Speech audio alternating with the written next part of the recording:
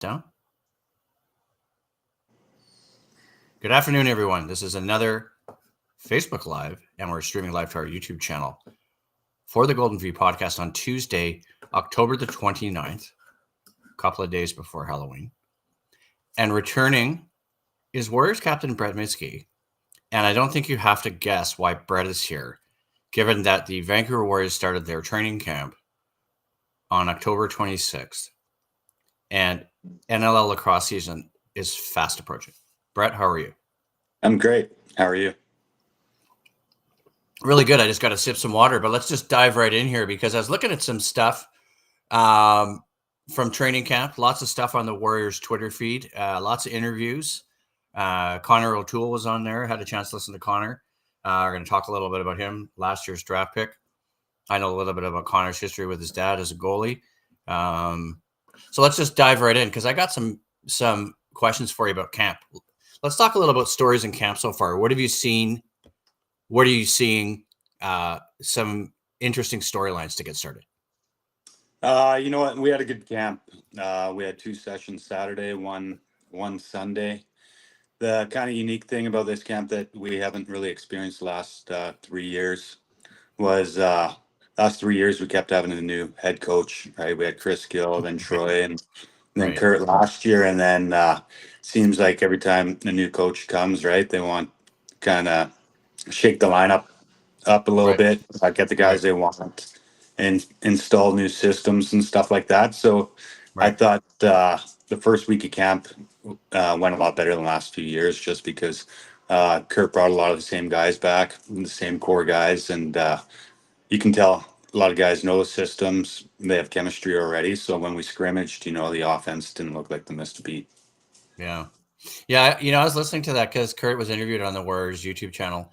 And that's one of the things I wanted to get into, Brett, because I followed this team and been running this podcast for 4 years. So I've seen those changes at coaching. One of the things that struck me with what Kurt said, he said, we've got 75% of the systems in place. And now we're starting to add some other layers to it. So maybe you could talk a little bit about that, because to me, before you answer the question, that's exciting, right? Because we know how this team finished 6-2, right? We saw what was transpiring at the end of the season there at Rogers Arena with some of the home wins, right? So why don't you elaborate a little bit on that? Yeah, just because I'd say 80% of the offense is back. We might have 1 or 2 spots for guys. We have the majority of the defense back. So we're already, the majority of the guys already know how to play the system, right? So it's just a matter of getting a couple guys up to speed. So we worked on that on Sunday, did a lot of system work. And then next week, I'm assuming we're going to be going over power play, short man, stuff like that, getting ready. Because the following week after that, we get right into scrimmages for the next 3 weekends. Yeah, and I want to talk a little bit about that too. There's one thing I saw that Kurt said that maybe you can elaborate on, was this with the concepts of intensity, urgency, compete, and retention. What is that? Is that the Kurt Malosky sort of system and philosophy for you guys now? Because it seems like it is. Yeah, I mean, obviously, compete. I mean, anybody that's trying out for an NLL team, that's kind of a non-negotiable, right? Compete, but what was the last one you said? Well, he had intensity, urgency, compete, and retention.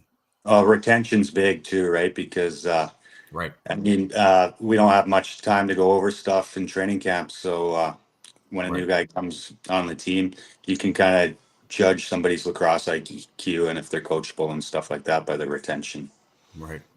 Right. One of the things I wanted to talk to you a little bit about, given you're the team's captain. I mean, we talked on the previous podcast, for those who don't know, about your signing your contract. I think that time that we talked, we said it wasn't done, but you said it's going to happen. It happened. But I want to talk a little bit about Jeff Cornwall, because this guy's on defense too, like you, right? Like you, like Reed Bowering, for those who don't know. So I want to know a little bit more about Jeff. Like, I've read about him, but I want to know maybe not just Jeff's camp, but what it's going to be like with Jeff, because I think that's a really interesting piece here. He's a special player. I've got a lot of chemistry with him. I played probably 8 years with them in Edmonton Oh, and okay. Saskatchewan. So Okay. we've had good success with one another. But anytime you can get a premier defender, and he's not just a defender, he's a transition player. He runs the ball well. Okay. He's unreal athlete. I mean, he's probably 6'3", 235 pounds. So he's Holy smokes. a guy that can It's a big move the dude. ball. Yeah, so it's going to be special to watch that left side transition game with, Right. say, him, Bowering, and Owen Grant. It's going to be Yeah, that's pretty. going to be interesting to see. Because that's one of the things that leads me into another question. There's some guys that came in. We talked about, Keegan's re-signing, Keegan Ball's signing a contract. That's huge, obviously. Adam Cherlin-Beatty's same thing. But let's talk about some of these draft picks, because you and I briefly touched on it last time. There was Peyton Cormier, and obviously what Peyton did last season. That's what someone I'm interested in. Obviously, we talked about Connor O'Toole. We know how well Aiden Walsh has kind of taken the reins as a goalie. Just looking at Jonathan Peshko, and then obviously Remo Shinato, who is the 2024 Minto Cup winner with Coquitlam, right? Yeah, I mean, all those guys, they're first round draft picks, and they had really strong camps. I mean, Shinato, he's a big body. He's young. He's Right. probably 6'4", 225. He plays a physical game. Cormier, you can tell he's a natural goal scorer. And Pacheco, I mean, he looked really good in camp. He kind of Right. reminded me a lot like Kevin Crowley. He's got the same build to him, and just the way he carries the ball on the offense, and he's a pretty smart player. Yeah, I mean, this is just one of those things when you do this research that, and you think about last season, and you see what's coming in. It's pretty exciting stuff, right, for you guys. Let's dive a little bit more then. So there's more training camp to come this weekend, but one of the things that you guys shared recently, I think it's really important to highlight, is this talk of scrimmages that are coming up. So it's November 9th and November the 23rd. You guys have 2 scrimmages planned, both at the Langley Event Center. Field House, it's called. I should get that in there. Thought that was a little bit ironic because I was out there during the stealth days. Right. So I know, I remember the challenges of the stealth and the stealth playing at the Langley Event Center. Yeah. But then talk a little bit about those 2 games against Colorado and Calgary, because you guys kick off the regular season against Colorado, November the 29th in Colorado. But what's it going to be like to square off against the Mammoth in an exhibition game like that? Yeah, it's definitely big for us. We're going to treat it like a actual regular season game. Right. So we're going to have our typical practice before, shoot around in the morning, and then we're going to play them. I mean, I'm sure the coaches aren't going to want to kind of show all their set plays and stuff in the scrimmages, but you get a good feel out, and some of the younger guys will get a lot of playing time in those games too. So Okay. it's kind of scrimmages. You try to get up to speed, work on the power play, short man, and Right. hopefully come game 1, you're rolling. Yeah, no, because it's you guys against Calgary on the 23rd.